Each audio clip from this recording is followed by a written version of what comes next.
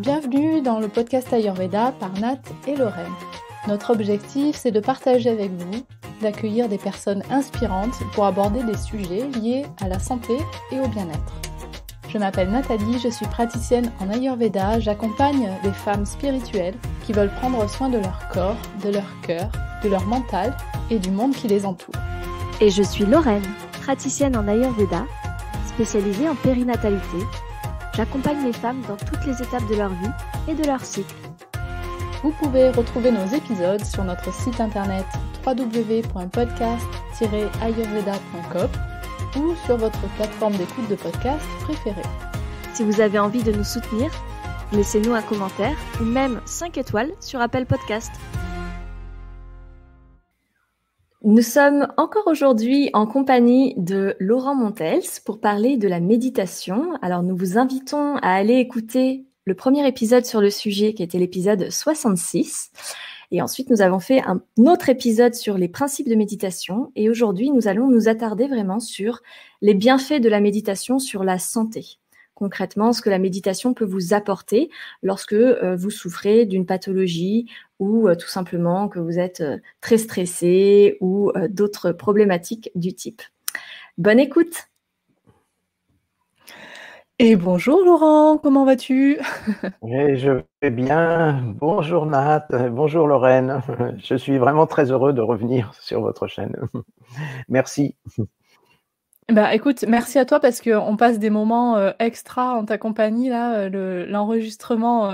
Moi, je prends beaucoup de plaisir à discuter de tous ces sujets de méditation. Et puis c'est un bel exercice pour nous aussi. Et donc on est vraiment ravis de te retrouver à nouveau. Aujourd'hui, on parle, comme disait Lorraine en intro, de l'impact de la méditation sur la santé, sur l'impact individuel, mais aussi l'impact sur la société. Comment est-ce que tu t'es rendu compte qu'il y avait un lien entre la méditation et la santé ? Alors, me concernant, de toute façon, la santé, c'est mon dharma de vie, hein, c'est-à-dire que j'ai été dans des études de médecine, enfin, j'ai été chirurgien dentiste. Je peux le dire au passé puisque je viens de prendre ma retraite. Enfin, c'était début de 2020.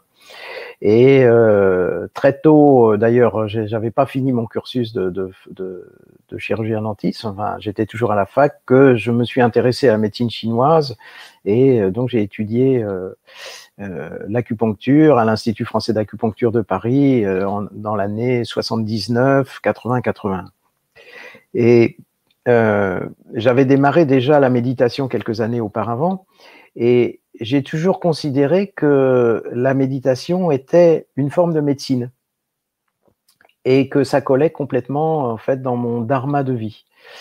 Et je pense réellement toujours aujourd'hui qu'en fait si notre ignorance intérieure ou si l'ignorance collective était une maladie, eh bien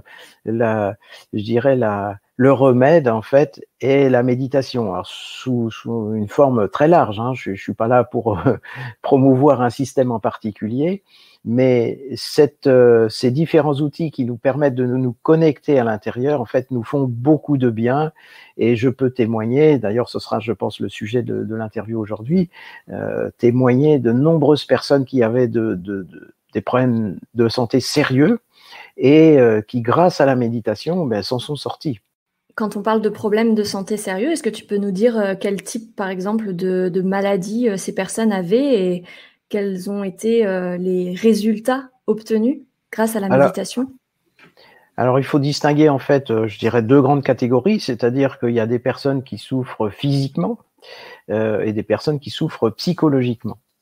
La plupart du temps, les gens quand même qui viennent à la méditation, c'est plutôt, je dirais, dans la deuxième catégorie, c'est-à-dire des gens stressés, qui ont un mal-être permanent, qui ont un rapport très compliqué vis-à-vis des autres. Et ça, je dirais que là, la méditation, à chaque fois, elle donne des résultats vraiment étonnants. J'ai plusieurs personnes de nombreuses personnes qui, vous voyez, étaient dans un état tellement dépressif que, en fait, c'était permanent avec des prises de médicaments pour essayer de diminuer l'anxiété. Et puis, après quelques après quelques semaines de pratique, hein, c'est-à-dire, vous voyez, sur un temps relativement court, eh bien, ils se sont aperçus que leur état s'améliorait. Et d'ailleurs, moi, je conseille toujours d'être en accord d'ailleurs avec le médecin traitant, hein, puisque les personnes me disent, mais j'ai l'impression que j'ai plus besoin de mes médicaments en fait pour vivre normalement. Et donc là, je dis bon, ça c'est à vérifier. Il faut certainement un aménagement. Et puis voyez avec votre médecin traitant, bon, si vous vous sentez mieux, ben peut-être qu'il va vous conseiller de diminuer les doses progressivement. Et puis, effectivement, en général, dans l'année qui suit, les personnes arrivent à se sevrer des médicaments, hein, en accord avec leur médecin, et ces personnes redécouvrent le monde d'une façon différente. Moi, je pense à une dame, bon, je donnerai évidemment pas de nom, mais je pense à une dame qui était dans des tels stress, si vous voulez, que c'était le souffre-douleur de toutes les personnes à son bureau, parce que incapable de se défendre, vous voyez, elle subissait vraiment la maltraitance du groupe parce qu'en fait, c'était une personne très, très fragile et puis, bon, elle était certainement dans un milieu assez hostile. Eh bien, un an après, c'était plus du tout la même personne et justement, elle savait se positionner parce qu'elle avait retrouvé un ancrage intérieur qui lui permettait de lui donner une assise et de remettre les gens à leur place quand ça débordait. Et elle me dit, mais je vis complètement différemment. Donc ça, c'est le côté psychologique. Alors là, on peut trouver plein d'exemples. Au niveau physiologique, c'est aussi très intéressant. Malgré que, au départ, l'outil yogique n'est pas fait, si vous voulez, pour spécifiquement, pardon, guérir de telle ou telle maladie. C'est plutôt justement une orientation spirituelle pour découvrir son être intérieur. Mais il y a des effets secondaires, on va dire, qui sont extrêmement intéressants en termes de santé. Alors des personnes qui souffrent, je vais prendre un exemple, hein, parce que je pense qu'il faut être assez concret quand on parle de santé. Quand j'étais enfant, j'avais énormément de bronchites, d'angines, j'avais ce terrain-là. Et comme c'était la mode d'ailleurs, quand j'ai eu, je crois 10 ans, opération des amygdales, c'était un grand classique à l'époque. Pratiquement tous les gamins, dès qu'ils faisaient 2-3 rhumes l'hiver, hop, ils y passaient. Ça n'a rien changé d'ailleurs. J'ai continué à être toujours embêté jusqu'à l'âge de mes 17 ans. Et là, j'ai trouvé une technique yogique qui s'appelle Jala Neti. Donc le neti, c'est un petit pot. Alors jala, c'est avec l'eau, hein, en sanskrit c'est l'eau, et c'est le nettoyage du nez à l'eau salée. Alors c'est quand même un peu différent du petit stérimar, vous voyez, les injections qu'on peut se faire dans le nez. On appelle ça la douche nasale. C'est vraiment dans un volume assez important. Eh bien, ça fait partie du hatha yoga. Hein. Dans le yoga, ça se décline à différents niveaux. Dans le hatha yoga, il y a une partie qui s'appelle les shatkarmas. Et dans les shatkarmas, il y a vraiment des outils ponctuels liés au nettoyage intérieur. Et l'une des techniques s'appelle neti, et elle se pratique donc avec un petit pot qu'on appelle une lota. Et j'ai commencé à pratiquer ce jala neti, donc avec la lota, pendant plusieurs mois. Je n'ai plus jamais eu aucun rhume. Si, j'en ai eu quelques-uns quand même dans ma vie, mais dans les années qu'on suivi, j'ai passé tous les hivers sans aucun problème. Et en tant que chirurgien dentiste, combien de personnes j'ai vues avec des sinusites chroniques, hein, des douleurs sinusales, oui, qui étaient vraiment chroniques et qui faisaient le ping-pong d'ailleurs entre l'otorino et le dentiste, hein, qui venait me voir parce que l'otorino dit vous avez une dent qui est infectée, c'est pour ça que vous avez mal au sinus. Nous on fait des radios, on regarde, on voit rien de précis, donc on se dit bah non, c'est quand même sinusal. Et puis en fait la personne ne s'en sort pas. Et de nombreuses personnes, j'aurais dit bon écoutez, essayez de faire ça pendant quelques temps et puis de voir ce que ça donne.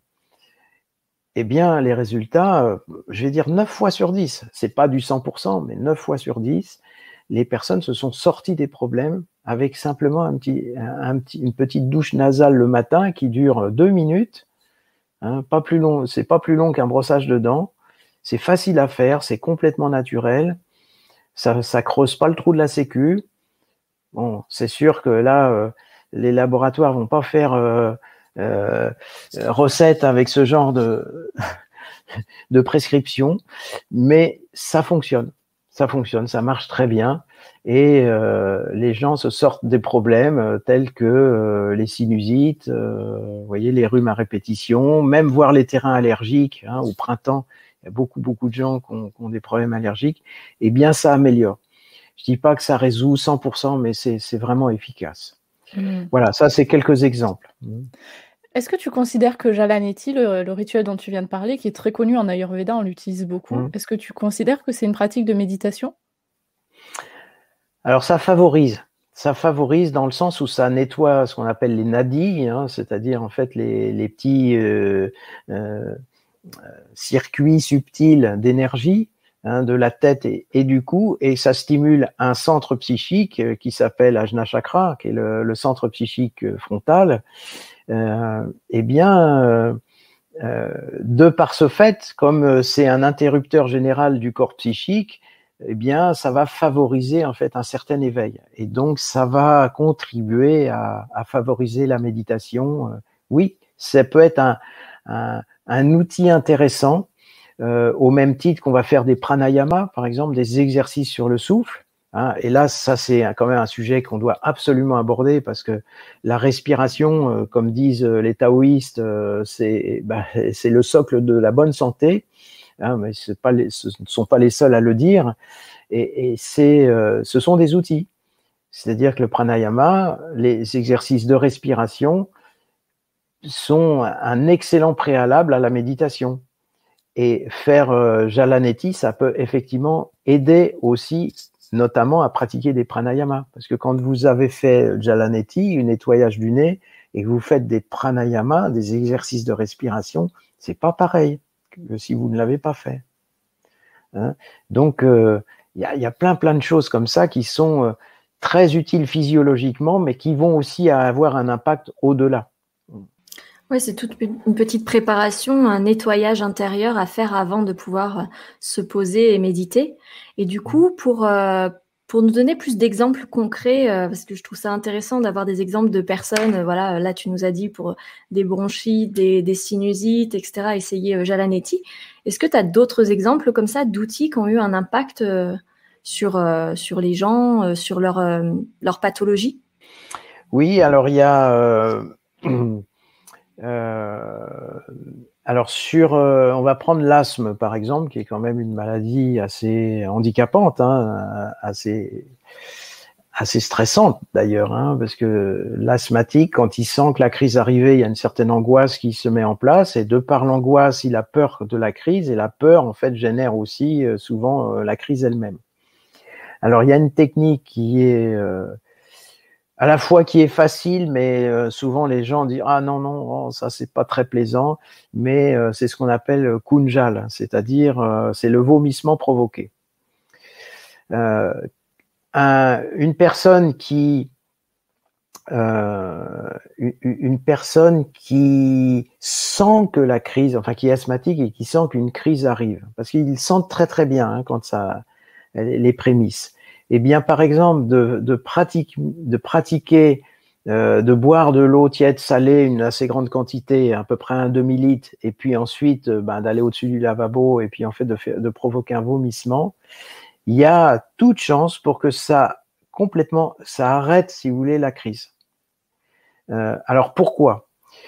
Parce que en fait, il va y avoir une stimulation d'un nerf qui s'appelle le pneumogastrique, qui appartient au système nerveux parasympathique, et ce 10e nerf crânien, le pneumogastrique, en fait équilibre d'un point de vue justement, je dirais, qui fait la régulation des principaux organes du corps, notamment les poumons, le cœur et les intestins.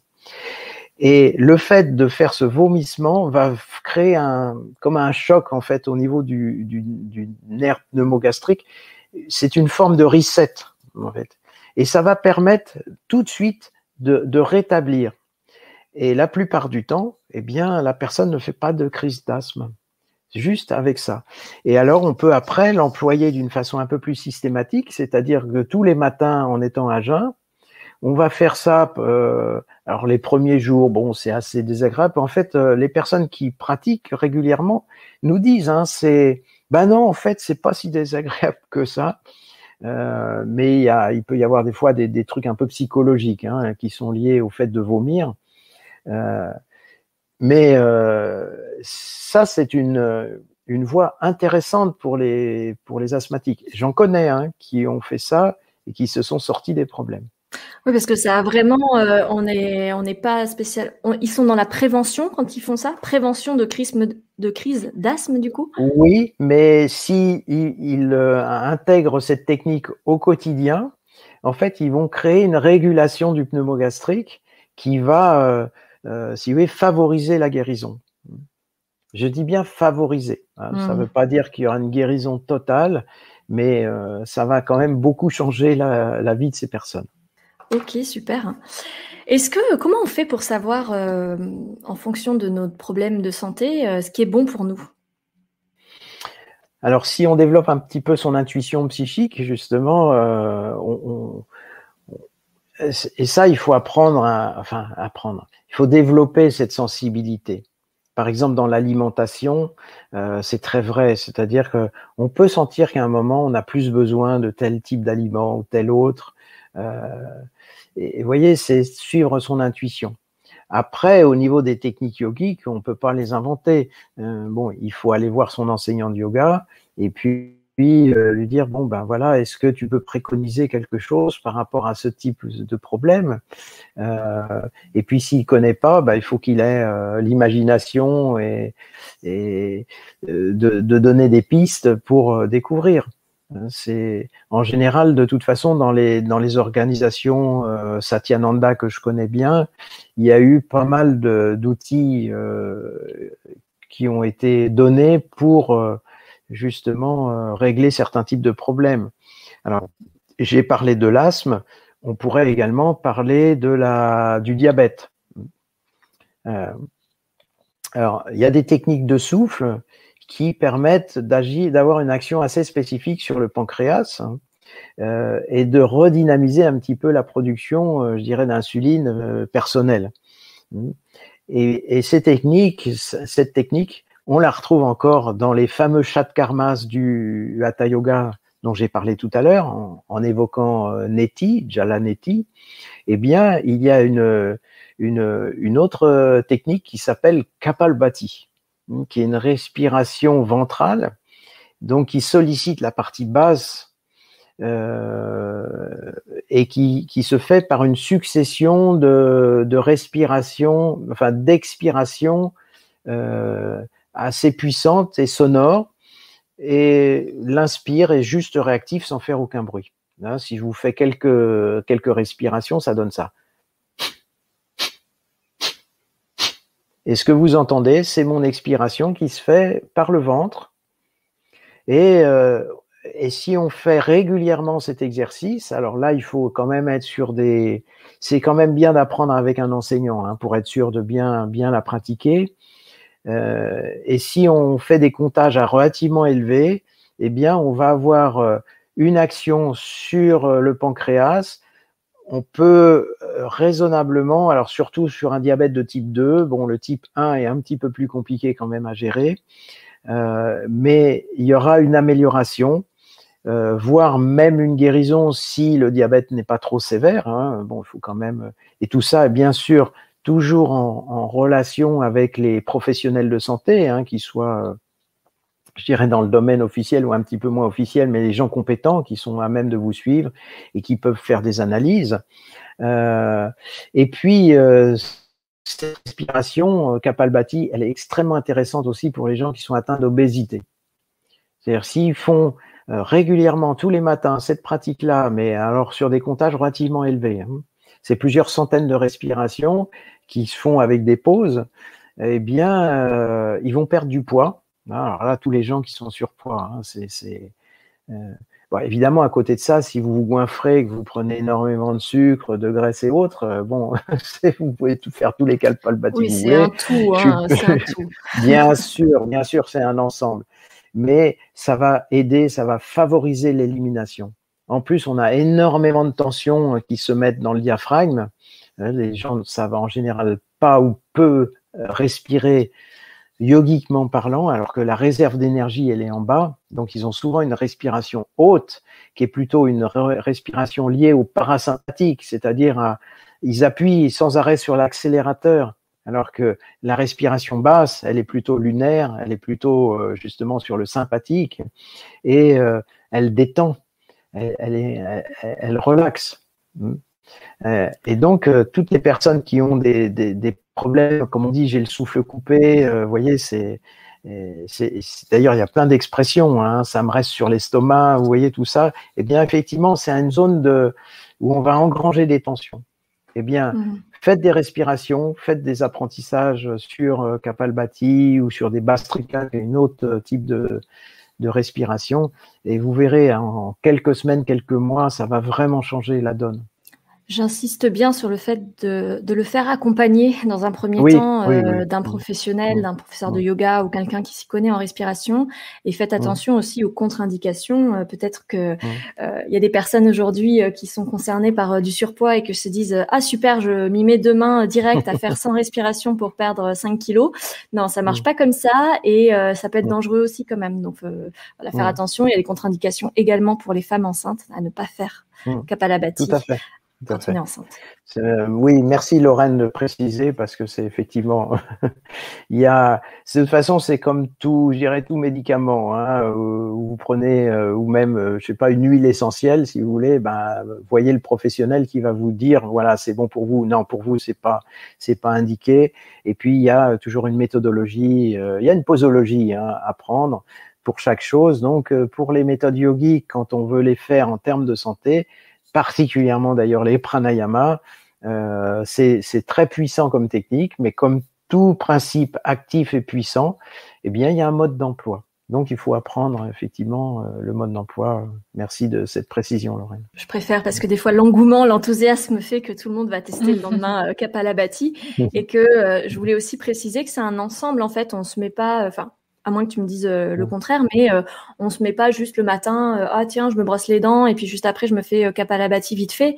Il y a comme un petit rituel à mettre en place, j'imagine, derrière, une position à prendre. Il y avait ce nettoyage peut-être intérieur à faire en amont, comme tu disais, Jalaneti. Après, on se fait Kapalabhati et peut-être qu'on peut enchaîner par un petit peu d'état méditatif. Oui, alors c'est bon. Là, je vais quand même faire un petit aparté sur les propositions qu'on a sur notre chaîne, parce que sur donc le centre Anjali, on a ça. D'ailleurs, ça a été une proposition qui a été sollicitée l'année dernière en 2020. Au moment où il y a eu ce premier confinement, parce que bon, j'ai des groupes de méditation en France, puis un petit peu à l'étranger aussi, et ils m'ont tout de suite appelé pour les plus actifs, mais tu peux pas nous faire un petit truc là, ça y est, c'est confinement à la maison, ce serait bien pouvoir faire une méditation tous les matins. Et donc, dès le deuxième jour du confinement, j'ai fait effectivement un live d'une 30aine de minutes avec de la méditation et un petit peu de respiration. Donc là, c'est tout à fait abordable. Et puis c'est cadré, hein, il y a les explications qui vont bien. Ça s'appelle les matinales de yoga. Et pendant 50 matinées, donc 50 matins, j'ai fait ce live. Et vous pouvez vous appuyer sur cet exercice. Hein, mais si vous êtes déjà impliqué dans des cours de yoga, eh bien allez solliciter votre enseignant. Alors certains sont pas forcément très très pointus, mais voyez, et puis peut-être l'enseignant vous conseillera quelqu'un, et puis si vous trouvez pas, vous pouvez déjà démarrer avec notre chaîne et vous verrez, ça va. J'ai eu beaucoup de témoignages d'ailleurs de personnes que je ne connais absolument pas, qui ont découvert un peu par hasard comme ça les propositions de la matinale de yoga et qui nous ont dit que ça leur avait fait un bien énorme. Chouette, on ira voir ça sur ta chaîne et puis on mettra bien sûr les coordonnées dans la description de l'épisode parce que ça peut être vraiment utile pour beaucoup de gens. Je dirais surtout à l'heure actuelle où on est quand même dans un temps très spécial et les pranayamas boostent l'immunité indéniablement. Donc ça accroît la vitalité et nous en médecine on connaît bien cet effet-là, c'est-à-dire que quand une personne elle est déprimée, qu'elle n'a pas d'énergie, vous voyez qu'elle se traîne, c'est le moment où elle attrape en fait les microbes passants, quoi. Alors que quand on a la vitalité, qu'on a, comme on dit, qu'on a la pêche, qu'on se sent en forme et il y a de la joie, on est content de vivre, eh bien, en général, on passe au travers des choses, les problèmes n'arrivent pas. Et ces techniques de souffle, elles apportent de la vitalité. Elles sont directement liées au corps, à prana maya kosha, c'est-à-dire au corps pranique, qui est un vecteur de santé. C'est essentiel. Donc, pour rester en bonne santé, pas simplement se guérir de problèmes, mais aussi être en préventif, parce que c'est très très important, la prévention. On n'en parle pas suffisamment actuellement face aux problèmes qu'on rencontre. C'est l'alimentation, bien sûr, d'une part, ça c'est un point essentiel. C'est pas vous en tant que pratiquant d'Ayurveda que vous me direz le contraire. C'est le premier médicament, c'est celui qu'on met dans l'assiette. Mais ensuite, il y a l'hygiène de vie et les pratiques yogiques, notamment les pranayamas, font partie de cette direction, de cette hygiène intérieure. Tu disais, Laurent, que tu as des groupes de méditation un peu partout. Est-ce que tu proposes des méditations en ligne, faire partie d'un groupe? Comment ça se passe? Alors oui, on fait encore. Disons qu'actuellement, je m'investis, je dirais un petit peu plus sur le Vastu Shastra parce qu'en fait, on est très très peu en Occident à maîtriser le sujet et donc j'enseigne plutôt la méditation et des techniques au travers des gens qui viennent sur cet apprentissage en fait du Vastu. Donc la référence pour ceux qui souhaitent en savoir un petit peu plus au niveau du Vastu, c'est l'épisode 55, je crois, sur votre chaîne. Et donc, ça on est encore dans le soin, puisque c'est soigner la maison pour être mieux chez soi. Et donc les gens qui viennent, repartent avec des techniques de méditation, notamment des fois des techniques spécifiques, par exemple par rapport au mantra. Le mantra yoga est une technique très intéressante. Qu'on peut vraiment pratiquer au long terme et plutôt en autonomie. On n'a pas besoin d'être avec l'enseignant au quotidien, ou hebdomadairement. C'est vraiment un outil très très intéressant. Et puis il y a d'autres techniques que j'enseigne comme Kriya Mudra qui sont des techniques de lien à l'énergie, alors l'énergie de la nature, mais notre énergie aussi. Dans le centre, nous ouvrons 2-3 fois dans l'année une semaine de retraite. Là, pour des gens vraiment motivés qui souhaitent approfondir. Et puis ensuite, il y a tous ces outils en ligne. Et puis, si de temps en temps, alors là, je vais, si je peux vous en parler, je sais pas si ce sera forcément, vous mettrez en ligne forcément pour la prochaine, mais tous les soirs de pleine lune, je vais faire une méditation spéciale sur le support d'un mandala qui est en lien avec l'énergie lunaire du moment. Donc c'est une technique qui est dérivée de Trataka, qui fait partie du Hatha Yoga, qui fait partie des fameux Shatkarmas du Hatha Yoga, donc comme Jalaneti dont on a parlé, comme Kapalbhati aussi, et puis il y en a encore d'autres. Eh bien, je propose une méditation en live.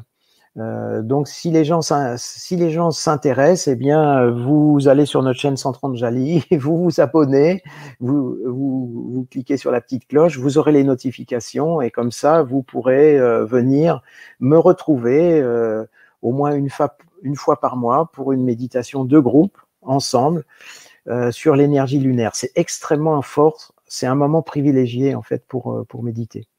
Ça dure à peu près 30 à 40 minutes, vous voyez, donc c'est pas non plus une méditation très très longue. On va pas méditer toute la nuit, mais ça voilà. Si les gens veulent continuer, ils continuent. Mais en tout cas, oui, toi, bien sûr, bien 30 à 40 minutes. Alors dans les techniques aussi qui sont quand même superbes au niveau de la santé, c'est le Shankaprakshalana. Alors, je ne sais pas si Nat et Lorraine vous connaissez cette fameuse technique, on l'appelle le grand nettoyage yogique, qui consiste en fait à boire de l'eau tiède salée, à faire des postures de yoga.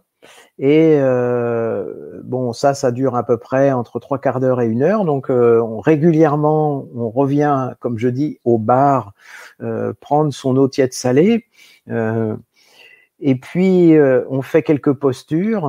Bon, c'est une série de 5 postures classiques, comme Tadasana, Tiryaka Tadasana, Shakati Chakrasana dans une version. Enfin, bon, peu importe les postures, on trouve ça de toute façon dans les bouquins de yoga. Et donc, qu'est-ce qui va se passer? Comme l'eau est isotonique, puisque c'est de l'eau salée, elle va avoir tendance en fait à passer le pylore et aller dans les intestins. Et elle va ressortir à l'autre bout. Et donc, on va faire un nettoyage total, complet, en fait, de tout l'intestin.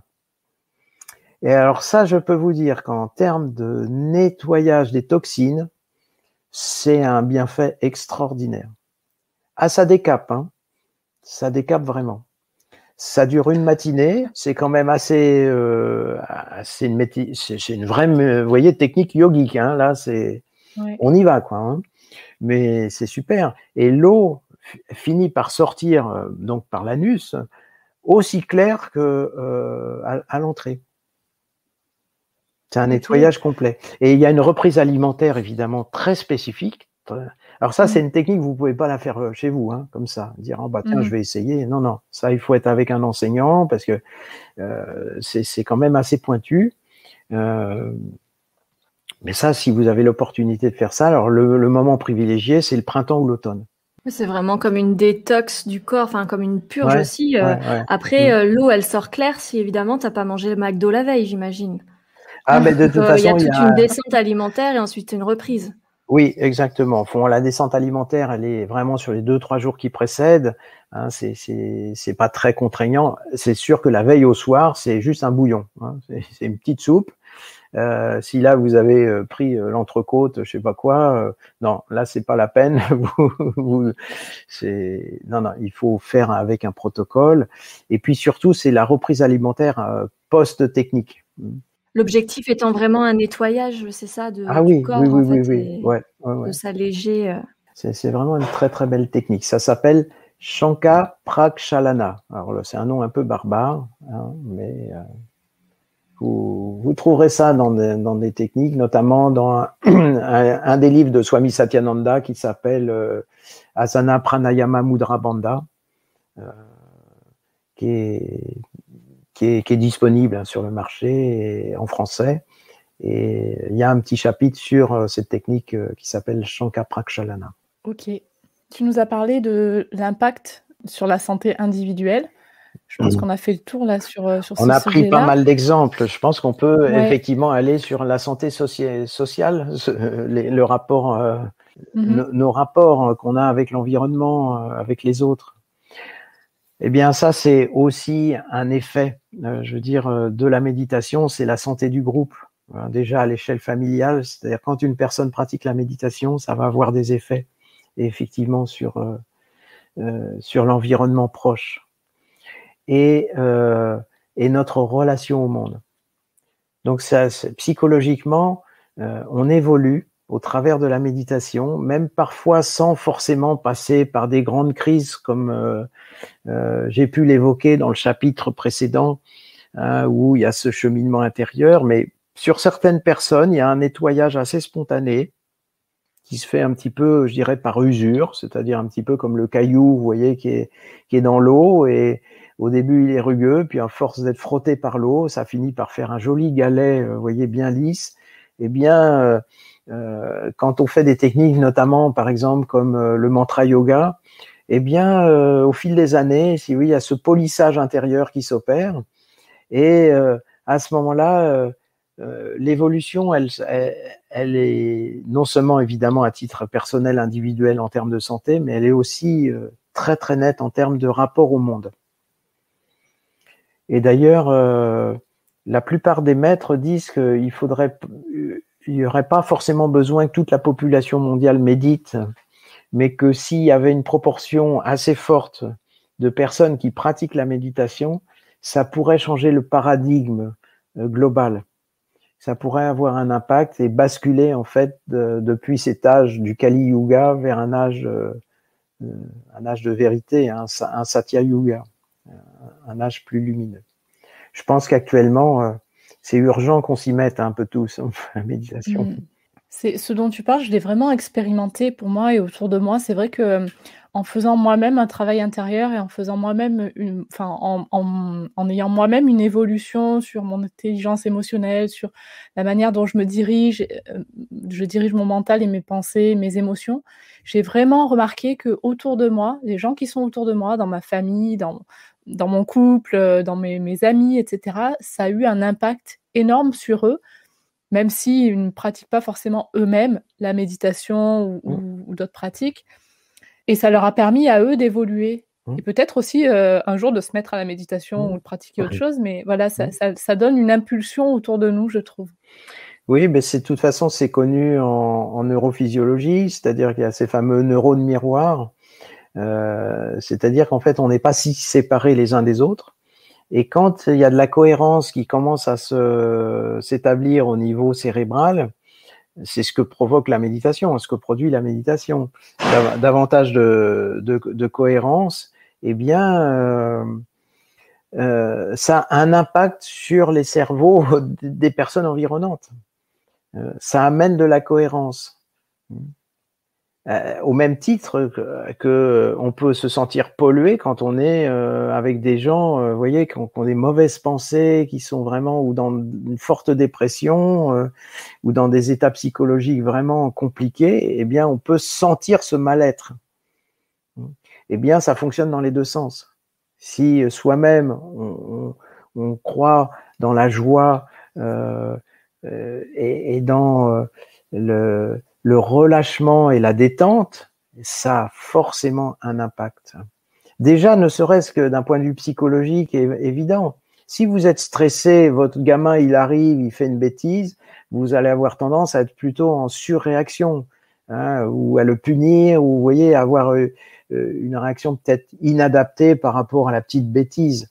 Par contre, vous êtes super cool, vous êtes tranquille à l'intérieur, votre réaction va être différente. Vous allez dire, bon, écoute, non, là, ça va pas ce que tu as fait, mais vous voyez, vous n'allez pas rentrer dans une surréaction. Et bien, c'est ça à chaque instant, au travers de la méditation. C'est un beau témoignage, Nat, que tu donnes, et je peux vraiment vous rapporter des centaines de témoignages analogues de personnes qui disent mais avant on était très en conflit dans la maison, depuis que je fais la méditation, c'est certainement moi qui devais générer les conflits parce que depuis que je suis bien dans ma peau, en fait ça va beaucoup mieux. Mais c'est dans les deux sens. Bien sûr que effectivement étant mieux, on génère moins de stress à l'extérieur, mais en même temps en vivant dans un état de non-stress, on génère aussi de la détente, voyez, intérieure chez les autres. C'est un échange de bonnes énergies aussi et on récolte finalement ce qu'on sème. Oui, c'est une belle conclusion. Si on sème de la joie, eh bien on récolte de l'amour. Exactement.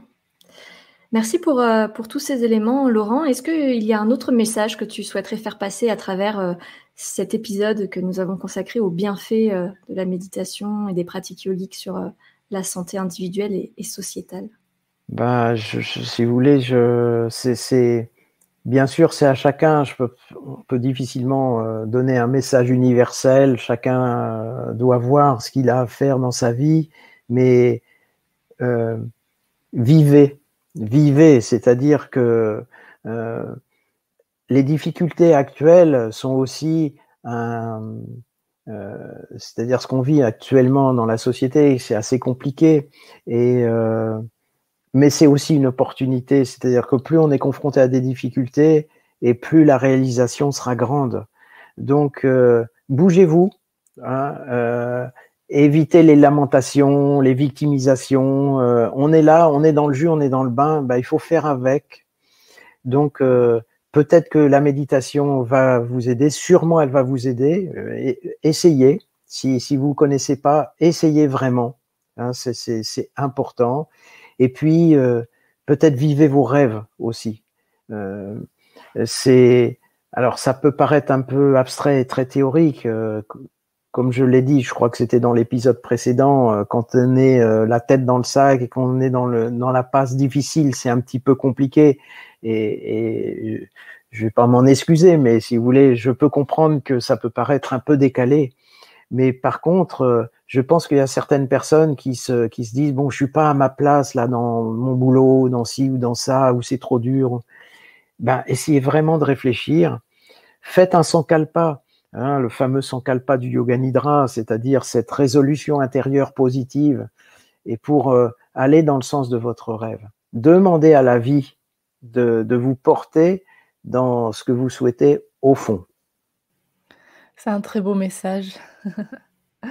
Merci beaucoup Laurent pour ta participation avec nous. Merci beaucoup pour tout ce que tu as offert au travers de ces différents épisodes. Et puis, c'est toujours une joie pour nous de te recevoir. Donc, merci énormément. Merci encore de ce moment de partage. À très bientôt, Laurent. Oui, à bientôt. Merci. Merci pour votre écoute.